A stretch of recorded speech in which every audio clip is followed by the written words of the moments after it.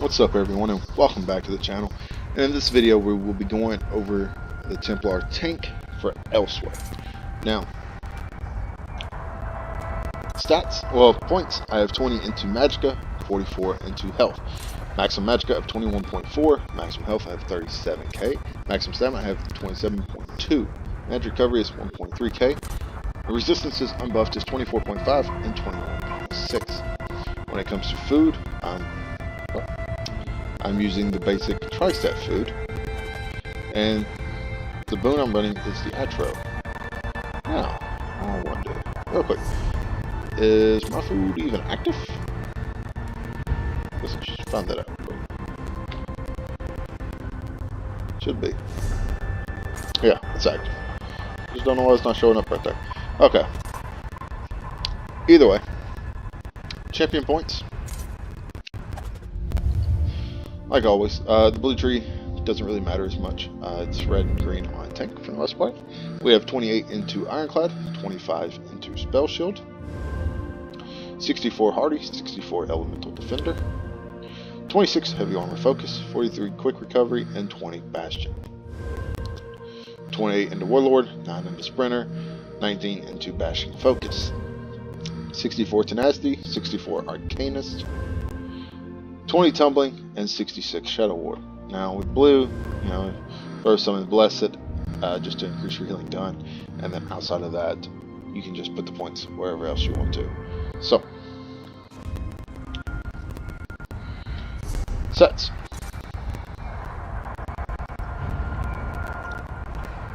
The monster set that we are running is for Ward. What this does is that we're running a medium infused helmet and sturdy light shoulders, all with tri-stack glyphs. Now, what this does is it gives spell resistance and physical resistance on the one piece, and the two piece, when you take damage, you have a 50% chance to summon a Shadow Orb for 10 seconds. It increases the physical and spell resistance of you and your allies within 8 meters by 3.8k. This effect can occur once every 10 seconds. This goes off a lot. You're going to see a big orb just float in the center. Basically, people standing inside of it is going to get more resistances, which can help out in a lot of situations. Now, the first 5-piece set we are running is from the new trial. This is the perfected version, which all you have to do to get this is to complete it on vet. I love this set. I'm absolutely in love with this set, and I have been playing with it quite a bit on the PTS and mix matching it and changing it up and putting it with other sets, and I just love this set. The perfected version, what it does, it gives you maximum health, minor Aegis, reducing damage taken from dungeon trial and arena monsters by 5%. 4-piece gives you maximum stamina, and the 5-piece gives you maximum health only on the perfected version. If you do not have the perfected version, you're not going to get that 5-piece maximum health. That's gone. And like I said, you get perfected just by completing vet mode. You don't have to do hard mode or anything like that. You don't have to do any pluses, just vet. The real 5-piece that will be on all of them will be when you taunt an enemy, you give yourself and 11 group members minor courage for 15 seconds, increasing your weapon and spell damage by 129. Effect can occur once every 8 seconds. So this is this always has an uptime. This is not a good, I should say this, it's a Templar. There's a good chance that you may not be the main tank in most trials. And if you're not, then just stick on Eben. It's really easy to use, it's easy to get, you farm from Crypto Hearts. Eben is just going to increase the health of the group. But you won't really be taunting the boss and stuff like that, so you're really not going to be getting the 5-piece bonus from this. That's the off tank. If you're able to sit there and tank other things, if you're running 2 tanks in Vet AA hard mode, you take Astros, the other one tanks the Axis, then you'll be able to proc this. But Sanctum Ophidian and things like that, if you're off tank, you're away from the group, you really won't get any use out of this. So it is not, as an off tank, I would not recommend this set for an off tank, but for main content, this works out really well. And if you are the main tank, then this works great. Now, the second 5-piece set we are running is, we're just running it on a bat bar because of what it is. We're running Powerful Assault. Now, this is an off tank set, but I've been stacking it with the extra weapon and spell damage from this set. What Powerful Assault does, it gives us maximum health, maximum stamina, weapon damage, and then when you cast an assault ability, you increase weapon and spell damage, and increase your weapon and spell damage, and the weapon and spell damage up to 3 allies within 10 meters by 164 for 15 seconds. So in 4 main content, this works out great. I mean, it really does, because you're going to taunt the boss, giving them 129, and then you're going to cast Vigor, and give them another 164. So you're going to give them an extra 300, over 300 plus spell and weapon damage. So it's just a nice little increase in damage. We're running a lightning staff, or an ice staff on our back bar. You can also run a lightning staff. But we're running an ice staff because Templars don't really have much for CC. So an ice staff, you know, it freezes the enemy, chills them, and mobilizes them for 4 seconds. So that's why we're running this. Lightning staff would be more for if you just want to power through it and proc and cuss. They'll do more of the DPS will do more damage that way. And we'll go over how I would set the skill bar, and then we'll get to that. Well, on the front bar, we're running Bellstrom. Infused sword with a weakening enchant. Oh yeah, back bar, crusher enchant on the back bar, reducing the target's physical and spell resistance by 2.1k. Weakening enchant on her sword, which reduces the target's weapon and spell damage by 226 for 5 seconds. The shield has a tri-stack glyph, but normally I do not put tri-stack glyphs on shields anymore, because unless I'm double barring the shield, if I'm not, then I'm not. It's going. The stats are going to drop off, and I would rather it's drop off from one of the other pools than all 3. But what this does is that because we have a good bit of magic abilities and we have a good bit of stamina abilities, when you deal damage with a low slash, your next fully charged heavy attack used within 5 seconds restored an additional 2,000 magicka and stamina. So this is just going to give us a nice bit of resource management, resource pools, so it helps out. So, and of course, this comes from the new trial. These you can farm Telvar from sewers and things like that. It can be relatively expensive on the guild traders. If you don't have them, or if you don't want to farm, or if you don't have the gold really to farm it, not to farm it, but to purchase it, and a nice little way you can farm it, which is what I do, or what I did on the console, was that I would go into the below 50 campaign, pretty much on a dead campaign, and just go in the sewers and farm on a low level tune. I never really did anything else with the tune other than just going in and farming Telvar with it. And when basically it would level out, I would either get rid of it, just delete it, remake it, or just turn it into something and create a new one. But that's essentially how I farmed up my powerful assault, because it took me quite a bit to get a lightning staff from on console, and an ice staff I had to buy from the guild traders. So I was just tired of farming for it. Sword and board can be relatively expensive as well. Especially on PS4. I don't know too much about the prices on PC, but PS4 it can be expensive. So that would be probably one of the easier ways to get it, is just go down in the sewers and farm it on a low level campaign when it's dead. Skills. Front bar pierced armor, does some damage, but also taunt the enemy for 15 seconds. This is our main taunt. Also afflicts the enemy with major fracture and major breach, reducing their physical resistance and spell resistance by 5.2k for 12 seconds. Heroic slash. Surprise enemy, dealing some damage, reducing their movement speed by 60% for 4 seconds. Also afflicts an enemy with minor maim, reducing their damage done by 15% for 12 seconds. You gain minor heroism, granting you 1 ultimate every 1.5 seconds for 9 seconds. This is our shield, Radiant Ward. Surround yourself with solar rays and granting a damage shield that absorbs up to 12.1k damage for 6 seconds. This portion of the ability scales off your max health. Nearby enemies take 3.1k magic damage when the shield is activated. Each enemy hit increases shield strength by 90%. While running Repentance, concentrate the souls of the fallen, healing you and your allies for 3.3k health and restoring 3,000 stamina to you for each corpse nearby. While Solid, you gain minor fortitude, minor endurance, and minor intellect, increasing your health, stamina, and magic code by 10%. So, I use this, and I'll pop it to get my resources back. If I'm running with another stamina Templar, I don't worry about popping. I mean, I just don't.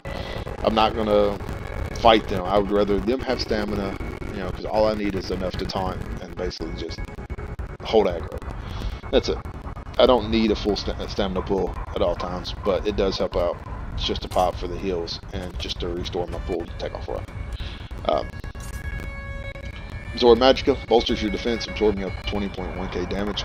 Damage from the next spell projectile cast you and healing for 16% of your max health. While you have a shield equipped in this ability slot, the amount of damage you can block increases by 8%, and the cost of blocking is reduced by 8%.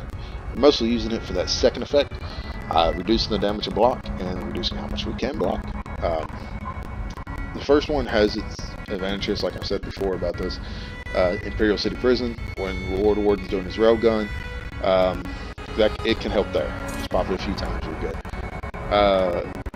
There are a few other instances. I've used it in Valkyrie's Hold as well to test it out and see if I can absorb the big hit. It does work, but I've noticed that if I cast it a little too, if the shield isn't closed up before it gets to me, it can still one-shot me. So I guess when I'm caught in the middle of putting the shield up and it hits right as I'm closing, it will still one-shot me. But if I already have the shield up when it gets to me, it will heal me. It works, but I guess it's just a matter of luck. The ultimate we're using on our front bar is Solar Disturbance. Calls down a fragment of the sun, dealing 2.6k magic damage every 1 second for 10 seconds to enemies in the area. Also applies Major and Main, reducing enemy damage done by 30%, and Major and Main persists on enemies who leave the Nova for 6 seconds. An ally near the fragment can activate the Supernova Synergy, dealing 5.6k magic damage to all enemies in the area and stunning them for 2.5 seconds. Now, if you want a quick ultimate as well, another one you can go with is the one-handed shield and sword bar. I have Shield Discipline here. I was messing around with it. This reinforces your shield, allowing you to automatically block all attacks at no cost for 7 seconds. Your one-handed shield ability costs are reduced by 100% while active. The other morph, Shield Wall, reflects projectiles cast at you. And you can also go with Barrier, or Replenishing Barrier, where when the shield goes off, each time a ward dissolves, you restore 6 ultimate and 325 magicka. You can also go the other one, where it's a heal as well. The morph is up to you. You go with whatever you want. But I've been using this because I've been finding that there's some cases, like in Hellraw and things like that with the gargoyles, I'll drop Solar Disturbance to start with, the off tank, or one of the healers cast a one, and it pretty much just makes things a little easier. Now, my back bar, this is where we have the 5-piece Powerful Assault Head.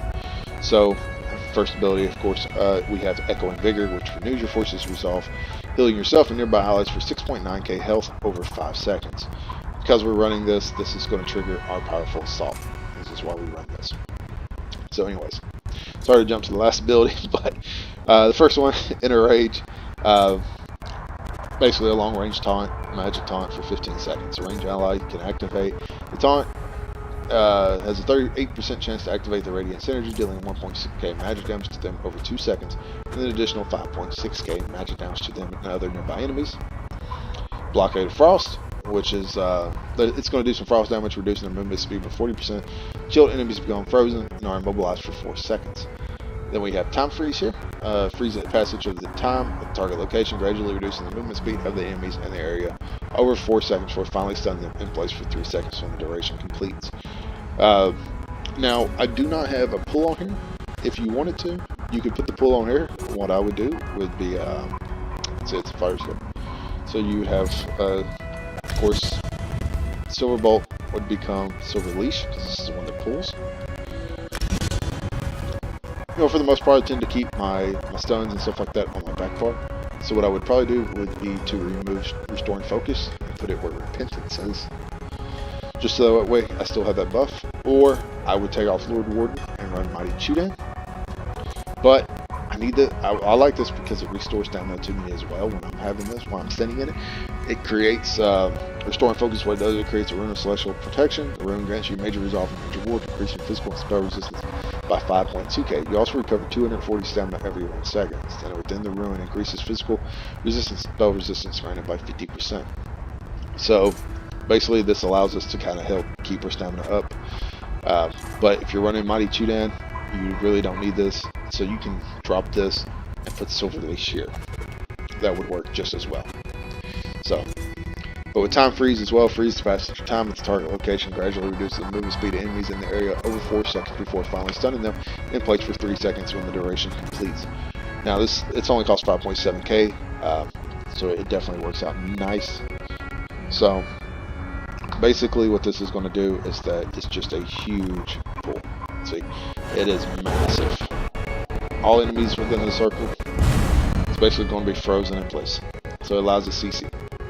But with the Ice Staff, they can also be frozen in place right there as well. They'll get chilled. So usually I like to combine the two. So we'll have that down. I'll throw this down, and just kind of, they're not going anywhere. So It's up to you. You don't have to run both. You can put Silver Leash here where Time Freeze is. It's entirely up to you on what you do. Or if you don't want to use the Ice Staff and you want to run Sword and Board, you can do that as well and just run Silver Leash here and just use Time Freeze. And you can mix it. You can do this up however you want, however you're comfortable. But right now, this is set up that I'm using. And then our ultimate is Aggressive Warhorn, which sound a Warhorn to rally your force, increasing you and your allies' maximum magic and max stamina by 10% for 30 seconds. You and your allies gain major force, increasing your critical damage by 15% for 9 seconds. That increases the damage and things like that. This is the ultimate we're going to use for the most part, unless, you know, this is needed for whatever reason. But for the most part, the ultimate that we're going to cast will be Warhorn. So it's just situational on when you will use, on what you will use. But when it came down to taking on Templar, these tend to be the two ultimates that I use the most. So it's up to you on what you want to do. But I believe that is, well, I guess I can show the stats fully buffed. I have not done that. So resistances is 22.8k and 19.9 on the staff bar. Sword and board bar, our resistances are 24.5 and 21.6. So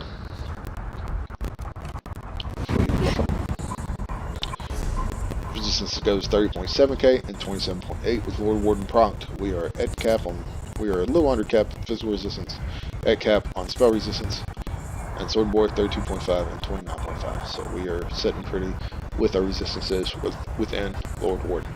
Mighty Chudan is also a nice little set, and you would really don't have to run Restore and Focus. That is up to you on what you do.